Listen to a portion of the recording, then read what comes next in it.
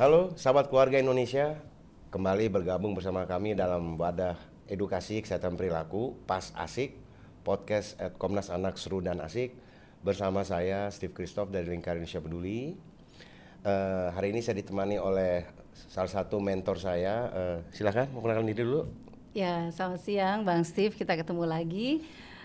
Saya Karsi, sehari-hari bertugas di Prodi Bimbingan dan Konseling Universitas Negeri Jakarta. Baik, terima kasih. Nah, untuk yang selalu follow YouTube Komnas Anak ini mungkin juga udah kenal kita ya, maksudnya di pertemuan-pertemuan sebelumnya kita memang segmennya tentang melatih keterampilan dalam keluarga ya, khususnya 12 tahun ya Mbak Karsi, walaupun sekarang bisa juga digunakan untuk 8 sampai 12 ya. Nah, sekarang kita ada di sesi ketiga nih gitu ya, udah masuk di sesi ketiga. Kalau kita merujuk ke bentuk pelatihan itu sendiri kan selalu kita mulai dari anak, orang tua dan keluarga gitu ya, walaupun jalannya simultan barengan gitu ya. Nah, tapi yang menarik memang karena kita kerangkanya nih melatih keluarga ya. Di sesi anak ini seperti Mbak Karsi bilang tadi, memang kita ingin fokus mereka dapat satu gambaran ya, satu gambaran yang jelas bahwasanya boleh menjadi diri sendiri kok untuk diterima oleh teman-teman kan gitu ya. Kan kadang-kadang yang sering terjadi anak-anak ini untuk tampil oke itu mereka seakan-akan mau jadi orang lain, apalagi kan merujuk pada media sosial gitu ya. Sementara di media sosial ini kan yang ditampilkan umumnya yang bagus-bagus aja gitu ya. Nah, menurut Mbak Karsi penting nggak sih ini anak-anak di umur, kita ambil aja 12 tahun ya, kelas 1 SMP ya, remaja ya. Remaja belum sepenuhnya, anak-anak juga enggak tuh Mbak ya. Dia menyesuaikan dirinya secara positif itu penting nggak menurut Mbak Karsi dalam hal mencegah perilaku negatif ya? Iya. Pertama begini, ya yang perlu dipahami gitu ya, perkembangan remaja. Di fase ini anak-anak ini memang sedang mengembangkan otonomi diri ya, masuk masa remaja ya, mengembangkan otonomi diri. Ada 3 aspek nih Bang Steve, otonomi dalam perilaku, kemudian otonomi dalam nilai, lalu otonomi dalam hal emosi gitu ya. Nah, karena mereka sedang membentuk otonomi diri, itu juga berbarengan disertai dengan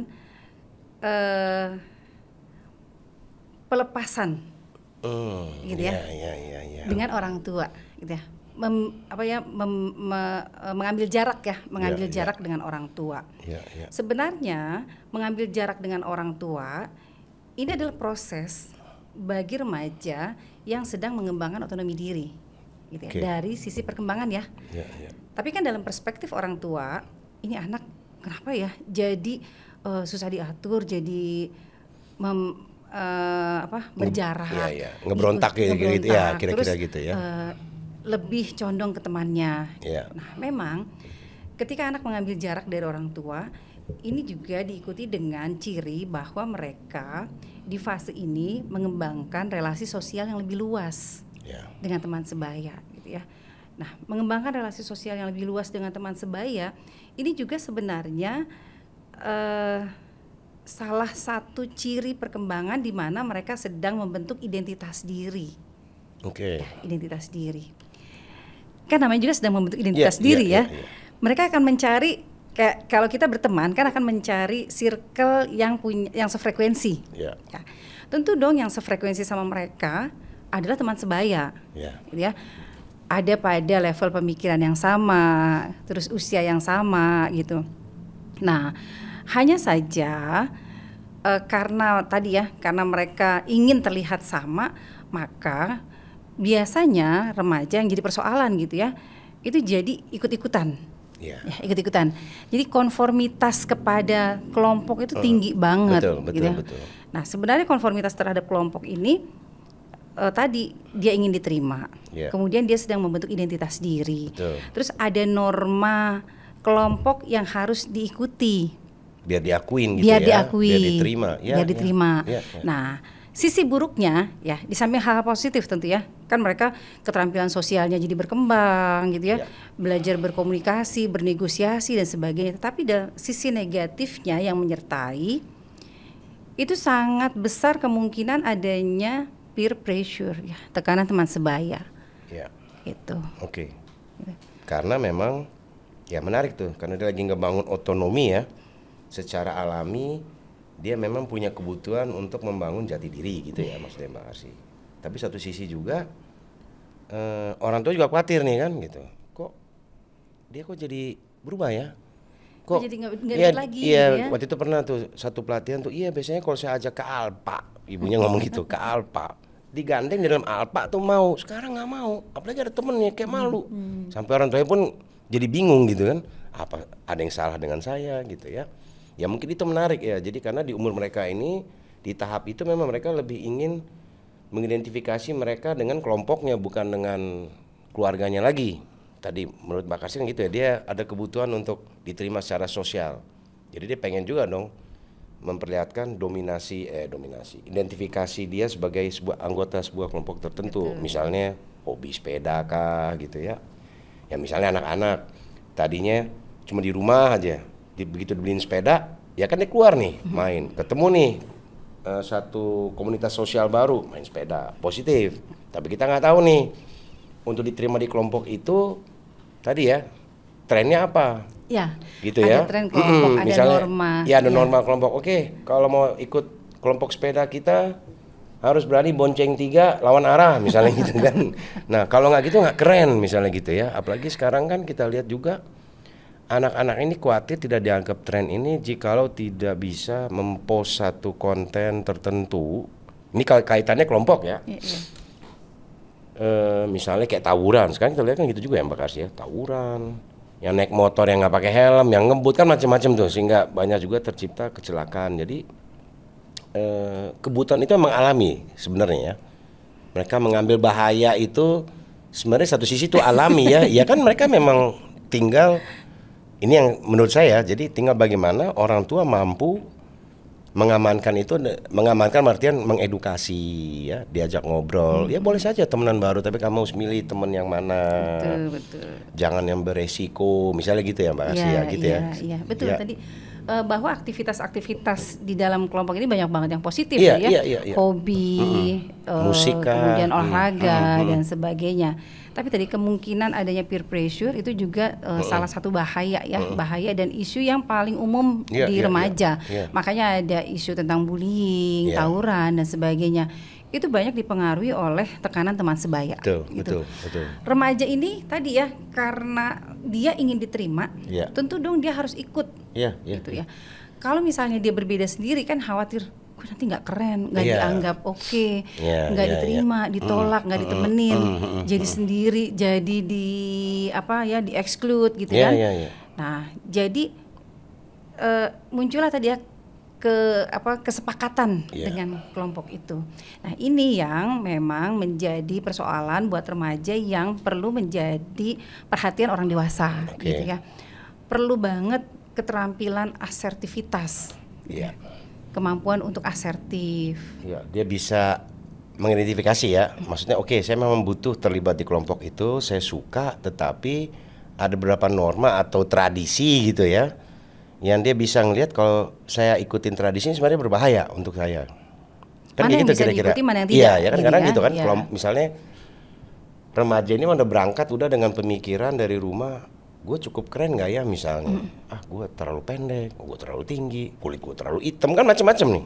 Betul. Soalnya kemarin juga saya lihat saya baca sih ada satu jurnal gitu, ini bukan di sini sih, di negara sana. Jadi sekarang ada satu lagi kecenderungan Gen Z yang umur 12-13 ini gitu ya, entah kenapa sekarang konsumsi beli skincare itu cukup tinggi, gitu ya kan, karena ya mungkin dari situ. Dia pengen diterima, dia merasa, aduh, apakah saya cukup cakep, ya kan? Apakah saya terlalu pendek, apa terlalu tinggi? Nah ini maksudnya contohnya sih seperti itu.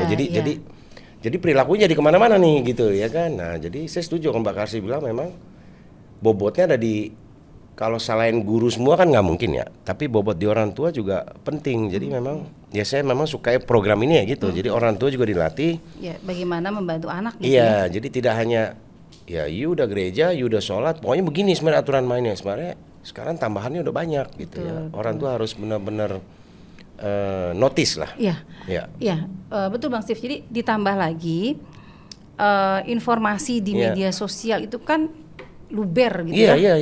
Tidak bisa dibendung. Luber, benar. Tidak bisa dibendung, bagus istilahnya, kan? Luber, iya nggak bisa. Tidak bisa dibendung. Nggak bisa. Jadi standar sosial itu dibentuk oleh setuju. tadi kesepakatan sosial. Setuju. Yang secara gencar bukan disosialisasikan, tapi bisa mereka akses dari media-media sosial, ya.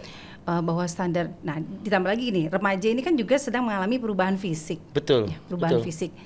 Sehingga tubuh yang menarik, standarnya itu tadi dibentuk oleh kesepakatan sosial. Akhirnya tadi yang Bang Steve sampaikan pada jurnal-jurnal penelitian itu ya, ternyata pemakaian skincare oleh remaja itu tinggi sekali. Tinggi sekarang ya. Tinggi gitu, sekali. tinggi. Karena mereka ingin putih gitu kan. Ingin glowing. Iya. Udah tahu kulitnya Indonesia, nontonnya drama Korea. Putih kan? Wah, saya harus putih kan, nggak mungkin ya, pokoknya kayak gitu lah ya. Dampak dari konten yang ditonton. Iya betul ya. Itu juga perlunya memang kita melatih mereka bagaimana cara menyesuaikan diri secara positif juga gitu kan. Kan pesannya kan selalu kalau kita ingat di pelatihan ini kan, kamu tidak perlu menjadi orang lain. Tidak perlu mereplikasi perilaku orang lain untuk menjadi diri sendiri. Semua kita ini ada keunggulannya masing-masing. Nah, itu dia pentingnya orang tua mampu memotivasi itu kan gitu ya. Oleh karena itu, di sesi pertama pelatihan ini sebenarnya pada sesi anak ya, pada sesi anak itu kan bagaimana anak dibantu mengidentifikasi kualitas diri, betul. Supaya dari awal dia aware, oh ya saya sebenarnya gitu ya, ternyata saya itu orang yang mudah sekali memberikan bantuan, gitu ya, atau saya orang yang mudah berempati, atau saya orang yang sangat kooperatif, gitu. Kan dia notice dirinya gitu ya. Nah inilah yang akan menjadi pengantar di sesi-sesi berikutnya, bahwa tadi yang Bang Steve katakan, untuk menjadi keren, untuk menjadi anggota suatu komunitas, untuk diterima, ya cukup menjadi diri sendiri. Diri sendiri yang mana tadi? Apa sih yang bisa dia kembangkan? Kualitas diri yang mana yang bisa dia kembangkan sebenarnya, yang selama ini mungkin dia tidak sadari, gitu. Dia follow aja gitu ya kan. Nah, sehingga kalau dia punya pemikiran seperti itu kan, artinya ketika ada peer pressure tadi, dia udah di-equip gitu, dia udah punya kemampuan untuk menangkal itu gitu kan. Misalnya kan kalau di pelatihan ini kan anak-anak tuh kan kita latih ya, ketika ada sesuatu yang misalnya diajak, tapi menurut norma yang kamu paham atau nilai yang kamu bawa dari rumah ini kayaknya bertentangan, ya kan? Tanya dulu nih, diajak mau ngapain kan gitu ya kan, mau ngapain gitu. Memang saya setuju. Akhirnya tadi Mbak Karsi bilang, demi dia diterima, demi dia bisa ikut membawa identifikasi kelompok yang dia suka ini, dia harus melakukan beberapa perilaku tertentu misalnya gitu kan. Nah dia harus tanyakan itu, kemampuan ini mau ngapain, apa yang mau dibikin, gitu kan. Terus kemudian berikutnya, katakan apa yang mungkin terjadi, kan tahapannya begitu ya. Misalnya diajak masuk kelompok sepeda, oke, kalau jadi anggota kita harus berani bonceng 3 lawan arah misalnya gitu kan. Kalau nggak dilatih katakan apa yang mungkin terjadi, kan dia hanya akan ya udah ikut aja gitu kan. Tapi dengan dia menanya, buat apa nih inisiasi kelompok? Untuk kamu ikut kelompok kita, inisiasinya adalah kamu harus melakukan perilaku tertentu dengan sepeda ini misalnya gitu kan. Tanya buat apa? Apa yang mungkin terjadi? Wah, bahaya nanti boleh nggak saya menjalankan tradisi yang lebih aman kan? Tahap ketiganya kan menyarankan hal lain kan gitu ya. Nah ini juga saya setuju Mbak Karsi. Ini juga yang perlu kita empower gitu ya ke orang tua, melatih itu. Karena kadang-kadang kan juga terjadi ketika anak terlibat masalah, dapat laporan dari guru atau apapun itu, cenderung orang tua malah yang disalahin anaknya. Padahal anaknya sendiri tidak pernah diperlengkapi dengan keterampilan bertanya tadi, peer pressure itu. Betul. Jadi anak-anak yang rentan ya, remaja yang rentan itu kan mereka yang labil ya sebenarnya. Nah, tadi upaya supaya mereka nggak labil, itu kan mereka harus tahu dan percaya diri saya itu siapa. Betul. Maka tadi perlu sekali mereka paham apa ya yang menjadi kekuatan saya. Nah, tahapan berikutnya memang yang menjadi kebutuhan remaja adalah membantu mereka bisa bersikap asertif. Tadi yang Bang Steve katakan, mereka dilatih untuk sensitif gitu ya terhadap ajakan-ajakan kelompok sebaya. Gitu. Untuk memastikan apakah ajakan tersebut membahayakan atau tidak, tadi keterampilan bertanya, kita mau ngapain, gitu ya. Sampai diperoleh jawaban. Gitu ya. Apa sih aktivitas yang mau dilakukan sebenarnya? Apa sih tujuannya? Iya betul. Karena banyak kan kejebak di situ. Kalau begitu diajak iya aja. Gitu kan? Karena kadang-kadang saya suka juga diskusi gini sama teman-teman dari komunitas atau sama NGO atau pemerintah kan, misalnya kayak angka pengguna narkoba gitu ya 3,7. Ini kan semuanya nggak ada yang rencana nih. Jadi pengguna yang intensif lah gitu ya. Terus kemudian sering memang diawali oleh ketidakmampuan mereka untuk asertif tadi yang Mbak Karsi bilang. Cuma karena ingin diterima di satu kelompok supaya kelihatan tren, awalnya mungkin hanya tembakau. Nah, kalau kaitannya dengan adiksi ini kan, adiksi itu juga bertumbuh, toleransi terhadap tubuh. Tadinya cuma rame-rame merokok, lama-lama kelompok ini karena bareng ya, bestie semua nih Mbak, ya kan, lama-lama naik alkohol bareng, akhirnya narkoba bareng, nah kan gitu ya. Jadi gimana caranya gitu ya? Memang kita harus mendorong upaya-upaya ini gitu ya. Orang tua harus mampu menginstall itu dengan cara yang masing-masing tentunya gitu ya. Bertanya. Gak apa-apa bergaul dengan siapa aja, tapi ketika kamu lihat ini nilai berbeda dengan yang diajarkan oleh mama papa di rumah, kamu boleh loh nanya. Kan tadi Mbak Karsi bilang dia harus asertif and mungkin kritis tadi ya, maksudnya kalau memang harus naik sepeda bertiga lawan arah, manfaatnya apa? Nah misalnya gitu kan itu tadi highlightnya Mbak Karsi, dia mampu bertanya, dia mampu melihat pilihan yang beda misalnya. Betul, gitu kan. Untuk remaja memang ini tuh hal yang sulit betul, nggak mudah kan menghadapi teman sebaya, gitu ya. Tekanan teman sebaya tidak mudah menghadapinya. Nah, karena tidak mudah, maka ini harus dilatih. Gitu. Saya ingat kalau angka 3,7 juta tadi yang saya rujuk tadi, ini kan nggak pernah dilatih itu. Jadi Pak, jadi kalau dari kacamata saya, yang pantas saya kejebak di situ, nggak pernah dilatih. Pokoknya dilepas begitu aja gitu kan. Tapi tidak pernah dilatih ketika ada sesuatu yang tidak selaras dengan yang diajarkan di rumah atau di sekolah, kamu sebenarnya boleh loh bertanya. Karena setahu kamu di sekolah, misalnya pelajaran kesehatan, rokok ini tidak baik misalnya. Sementara kelompok itu inisiasinya untuk jadi anggota salah satunya harus beliin rokok sebungkus-bungkus misalnya begitu kan. Kamu boleh bertanya. Kamu kan di sesi berikutnya baru sampai nolak ya, tapi paling tidak kan di sini boleh bertanya kenapa. Kita ajak juga dia kreatif gitu ya. Boleh nggak bikin hal yang lain, ya menyarankan hal lain gitu ya. Malah sebelumnya tuh di poin 2 itu bisa mengidentifikasi bahaya. Katakan apa yang mungkin terjadi gitu ya. Setuju Mbak Karsi, itu nggak mudah. Kadang-kadang kita ngomong enak kan, apalagi kita yang ngomong gitu ya. Seharusnya bisa begini, tapi merasa nggak enak kan? Tapi kadang-kadang juga orang tua ya. Pengalaman saya, kita kan udah berapa ya, 3 tahun ya bawakan program ini di keluarga Indonesia. Dari 2019 ya? 19 ya? 5 tahun malah, 5 tahun. 19 betul ya? Iya, 5 tahun. Artinya sebelum kan pandemik kan? Iya. Saya menemukan keluarga kadang-kadang ya nggak mudah juga Pak. Di tengah kesibukan ya, mengasuh anak, apalagi anaknya banyak gitu. Sulit juga mereka untuk melatih ini gitu. Jadi memang gimana caranya sering, mungkin bisa lebih kompak pelatihannya gitu ya, supaya lebih mudah dicerna lah gitu, lebih mudah dipakai gitu kan. Gitu loh. Itu yang saya selalu, bukan saya mau motong program, bukan, cuma itu selalu karena ngomong nih sama temen-temen UN Audisi, cuman nggak bisa bro, emang desainnya begitu. Iya setuju, cuman mungkin nantinya ke depan ada ahli-ahli dari Indonesia, mungkin UNJ teman-teman ya kan, ya nggak, saya nggak tahu gitu ya, karena saya setuju dengan keterbatasan yang ada, apalagi misalnya anggaran atau waktu gitu kan, karena penting.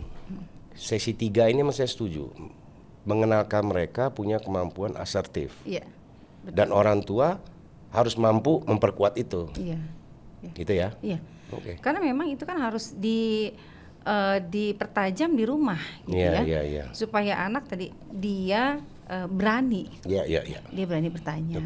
Nah supaya dia punya keberanian di luar, tentu dong dia harus punya tempat yang nyaman di rumah, gitu ya. Seperti itu.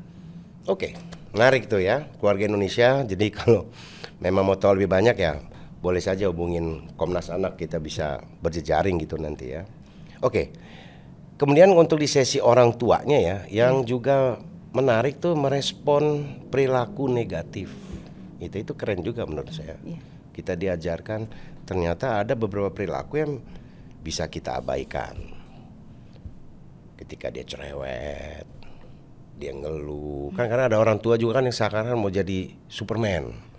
Anak minta apa aja atau perilaku seakan-akan kita harus menanggapi itu, yang kadang-kadang bikin stres gitu ya, akhirnya jadi marah.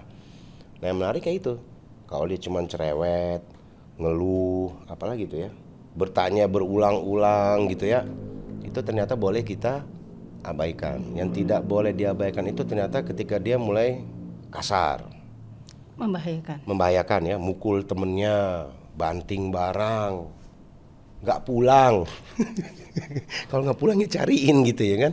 Nah ini juga saya suka gitu ya, maksudnya ternyata ada caranya. Orang tua juga ternyata di satu sisi, kalau di sesi anak kita ajarin anak asertif, orang tua juga harus bisa asertif terhadap anak itu sendiri. Gitu ya, karena kan kadang-kadang ada juga anak yang tahu nih, saya nih kalau udah merajuk nih mama langsung ada apa ya kan, iya akhirnya dikasih, ya kan kayak gitu. Betul. Jadi pada sesi orang tua juga dilatih untuk kalau ada anak yang menampilkan perilaku yang negatif, kalau positif kan gampang ya, kalau positif. Yang negatif, bagaimana orang tua harus bereaksi, gitu tadi ya. Orang tua harus nandain dulu. Ini kecenderungan yang muncul ini, kecenderungan yang memang menjadi kebiasaan anak gitu ya, merajuk, rewel dan sebagainya, atau sudah meningkat, gitu ya. Karena kan perilaku negatif ini juga ada spektrumnya, gitu ya. Nah meningkat membahayakan misalnya, itu tentu reaksi orang tua harus berbeda. Betul. Karena kadang-kadang kita suka temuin juga, saya sama rekan saya kalau sama tim nih ya, ya anak saya ini banting-banting barang gitu misalnya, udah SMP masih banting-banting barang. Setelah diskusi, ternyata memang orang tuanya darinya anak masih SD udah begitu, bro, didiemin. Sehingga kan eskalatif nih kalau perilaku gitu ya. Jadi akhirnya orang tua malah kewalahan, udah gede, udah bingung. Orang tua malah takut ngatasinnya. Nah jadi memang saya setuju gitu, memang orang tua juga dikasih gambaran mana yang Anda harus cepat follow up sedini mungkin. Kan ada juga orang tua biarin aja dia banting-banting barang, orang barangnya dia. Ada yang kayak gitu, biarin aja. Kita juga dia pusing, banting tas, banting ini gitu kan. Nah tapi sebenarnya itu seharusnya cepat kita follow up. Iya. Terus kadang-kadang gini, kalau di budaya saya Mbak Kasih, Indonesia Timur kan berantem nih. Berantem sama siapa? Biarin aja. Laki-laki. Nah tapi ternyata perilaku itu kebawa terus nih, dari SD, SMP, SMA gitu. Karena seakan-akan di rumah kan didukung. Nah, padahal kalau menurut pelatihan ini kan dia berbuat kasar sama temennya pun harus segera juga kita langsung follow up. Kenapa buat kasar? Apa manfaatnya? Kan gitu kira-kira ya gitu. Iya, untuk mencegah perilaku yang lebih membahayakan. Iya, betul. Ya itu sih kalau di yang saya highlight kalau di sesi orang tua gitu ya. Terus perintah efektif juga gitu ya. Kadang-kadang beri perintah kan nggak jelas nih ya. Kadang-kadang beri perintahnya sampai megang handphone gitu. Ternyata ada juga caranya ya. Bicara sama anak, handphone taruh. Kalau emang anak lagi nonton TV, TV-nya kita kecilin. Informasinya juga jelas apa yang diperintahin gitu kan. Terus intonasi spesifik, intonasi juga ngomong ya tenang gitu ya. Terus kalau dilakukan kalau bikin perintah itu tetap pakai kata tolong. Jangan anak nih dibikin kayak budak gitu ya. Bersihin itu cepet gitu misalnya kita, tolong nak ya. Mama soal lagi di dapur nih, ada tamu mau datang, tolong ya bantu beresin meja atau apapun itu. Dan setelah dilakukan tetap mau sesuai apa harapan orang tua tidak, tetap ada apresiasi. Terima kasih gitu kan, apresiasi. Walaupun gelasnya masih salah letak atau spray mejanya miring, ya sudahlah. Tapi tetap terima kasih. Kan ada orang tua juga kan gimana sih? Pakai standar. Iya, ada standarnya dia gitu kan. Nah, tapi sebenarnya saya suka ini program ini, tetap terima kasih dulu, baru kita lengkapin. Makasih nak.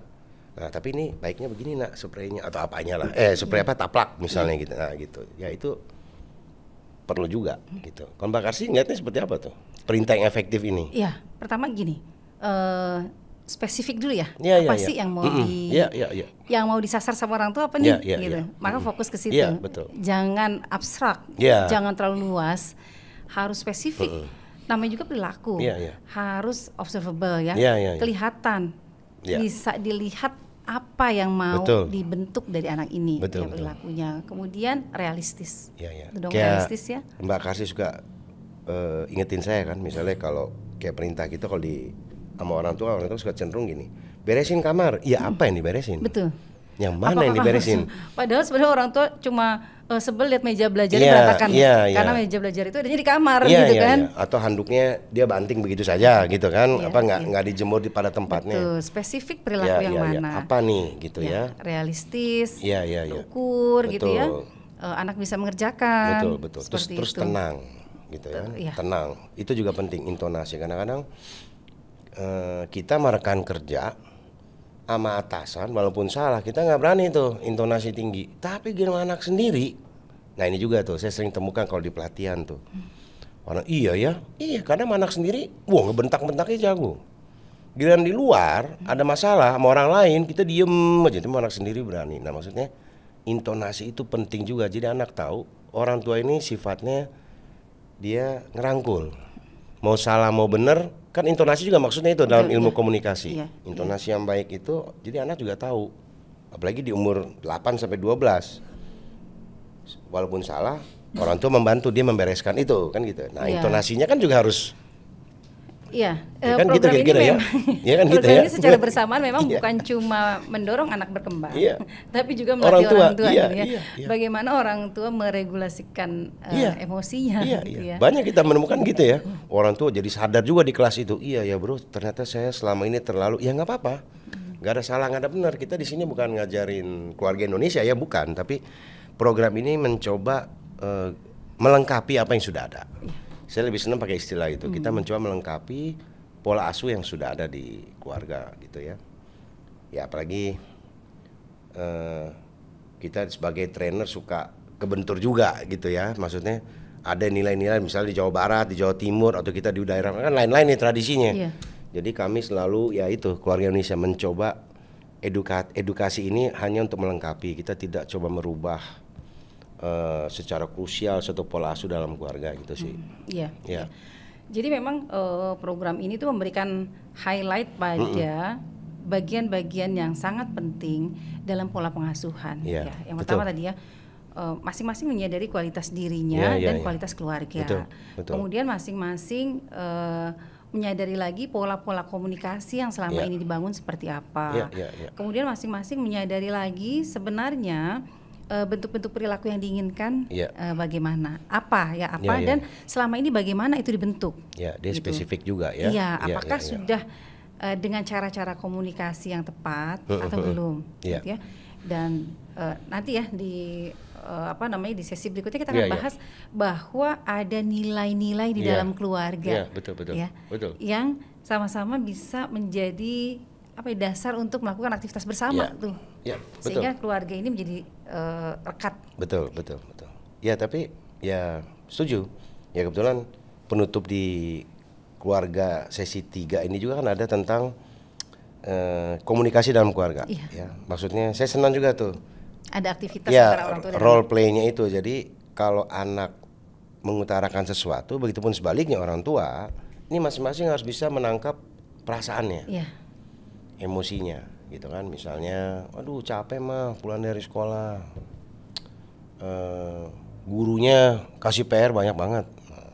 Nah kadang-kadang ada orang tua, ya namanya juga sekolah, ya jalanin, ada yang begitu. Tapi di sini didorong, oh gitu ya, banyak, ya banyak PR ya. Sepertinya kamu kesel ya, capek ya karena guru banyak. Nah itu kan juga bikin anak merasa lebih dirangkul. Iya, validasi emosi. Ya, validasi itu penting. perasaan. Ya, itu penting juga. Begitupun orang tua, gitu ya kan.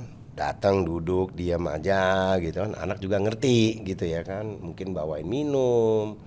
Papa kayaknya capek, iya jalanan, aduh, gitu. Kan gitu misalnya. Macet, kayaknya papa kesel ya karena datang sampai rumah terlambat misalnya gitu ya karena jalan macet. Jadi memang, kalau menurut saya, kalau di negara-negara Barat ya, mereka validasi feeling itu ya. Mengeksplor feeling masing-masing itu udah umum, hugging apa ya.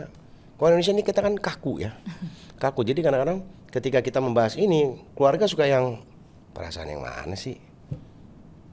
Jadi saya harus memperhatikan perasaannya gitu. Loh iya harus gitu, karena kan manusia ini komplit gitu, perasaannya ada gitu, emosinya ada. Nah jadi ini penting juga gitu ya. Jadi ketika mereka dilatih itu kan, kita kasih task itu kan. Hari ini saya buru-buru datang ke sekolah gitu kan. Nah menjawabnya, oh sepertinya kamu khawatir terlambat ya, kamu takut ya terlambat. Iya takut lah, karena kalau terlambat bla bla bla bla bla. Nah gitu, kalau yang umum terjadi kan, ya makanya biar nggak terlambat kamu jalan pagi kan gitu kan. Perasaannya tidak dinotis gitu. Nah gini Bang Steve, menarik nih ya. Iya kan, kadang-kadang gitu. Iya, ini kebetulan kan disertasi saya tentang literasi emosi. Oh gitu ya, literasi emosi. Ternyata dari hasil penelitian itu orang bisa menamakan perasaannya. Kemudian orang juga bisa notice gitu ya, dia sedang merasakan apa. Tetapi pengukuran yang paling rendah adalah pada ekspresi emosi. Ternyata gitu ya. Kenapa tadi yang Bang Steve bilang kok di kita itu kayaknya kaku ya? Karena sebenarnya untuk bisa mengekspresikan apa yang sedang dirasakan saat itu, gitu, orang perlu divalidasi perasaannya. Betul. Kalau misalnya gitu ya, anak pulang sekolah terus cemberut, orang tua ngapain sih cemberut gitu? Iya. Mestinya kan tadi ketika jangan-jangan sebenarnya anak saya kelelahan, ada tugas yang mungkin belum selesai. Mungkin tadi pelajarannya cukup sulit. Betul. Maka diterima dulu perasaannya, sehingga kalau perasaan ini diterima, divalidasi, dia jadi terbuka. Betul. Bisa mengekspresikan. Betul. Gimana orang bisa mengekspresikan kalau dia belum apa-apa aja nggak diterima kan? Gitu ya. Dia baru mau cerita, emaknya udah melotot ya kan. Anak lelelahan, orang tua merasa ya semuanya juga lelah gitu. Jadi main adu nasib gitu. Iya, betul. Iya, nasib loh. Siapa suruh masih SD, ya tugasnya banyak ya misalnya gitu. Ya, tapi menarik ya, maksudnya memang Family United ini memang ketahanan keluarga memang membangun satu ini keluarga didorong untuk lebih dekat lagi. Lebih saling mengenal gitu kan, tidak hanya dari perilaku tapi juga ya perasaan gitu. Ya anak kalau pulang bengong gitu ya, jangan langsung dimarahin, disuruh mandi, beresin ini, enggak. Ajak ngobrol dulu gitu. Ada apa? Kadang-kadang mereka butuh waktu sendiri gitu ya. Kamu capek ya?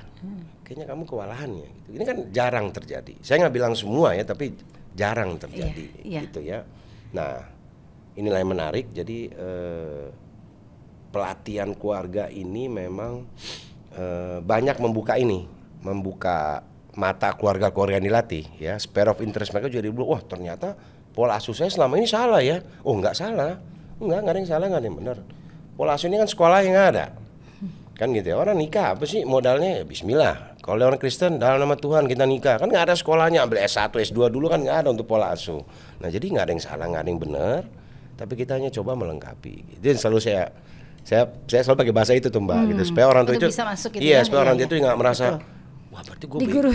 Iya, nggak pernah ada yang begini. Wah berarti saya bego banget ya bang. Oh enggak. Kan memang nggak ada sekolahnya. Waktu nikah dulu Islam, iya modal apa? Oh iya benar ya. Nggak ada salah, nggak ada benar. Cuman gimana caranya dengan pelatihan ini Anda dapat gambaran untuk tidak mengulangi kesalahan yang sama gitu. Anda boleh kok menambah pola asuh itu gitu ya kan. Apa yang bagus di kita silahkan dipakai, yang kira-kira bisa diintegrasikan di pola asuh yang sudah ada gitu ya. Yang enggak ya jangan gitu kan. Intinya kita cuman melatih, itu aja sih gitu. Tapi menarik. Oke, karena memang waktunya juga kita terbatas ya. Semoga keluarga Indonesia tetap penasaran gitu ya dengan program ini gitu ya. Karena masih ada satu pertemuan lagi kita di pertemuan berikutnya. Family United itu masih ada satu sesi lagi. Nah, di situ kita akan nyimpulkan semua gitu. Jadi akan seru juga. Jadi dari sesi anak 1 2 3, sesi orang tua 1 2 3 dan juga sesi keluarga 1 2 3 gitu ya. Jadi Bakasi mungkin ada penutup? Ya. Yang saya lihat ya dari program ini sebenarnya program ini tuh bertujuan membangun engagement keluarga keterikatan antara anggota keluarga ya. Bukan cuma treatmentnya di anak saja, tapi bagaimana orang tua juga berproses bersama. Betul. Itu karena mereka kan sebagai sebuah satu ikatan ya. Itu sehingga anggota-anggota yang ada di dalamnya harus sama-sama berfungsi. Gitu. Betul. Baik, jadi nggak bisa bertumbuh parsial gitu ya, memang harus sama-sama nih, gitu ya. Setuju. Menginginkan perubahan pada anak, ya orang tuanya harus ikut berubah. Iya betul. Kadang-kadang seakan-akan orang tua nih nggak mau ikut berubah, anak aja gitu kan. Padahal seharusnya orang tua ikut menyesuaikan. Ya betul. Baik, terima kasih Mbak Karsi untuk waktunya gitu ya. Semakin seru ya untuk menuju ke sesi 4 untuk keluarga Indonesia. Sekali lagi diskusi ini kita hanya men-share edukasi lah, share edukasi, tidak bermaksud menggurui juga ya, semoga bermanfaat. Kami hanya mencoba melengkapi apa yang sudah ada. Jadi sekali lagi dari kami terima kasih dan salam, sampai jumpa.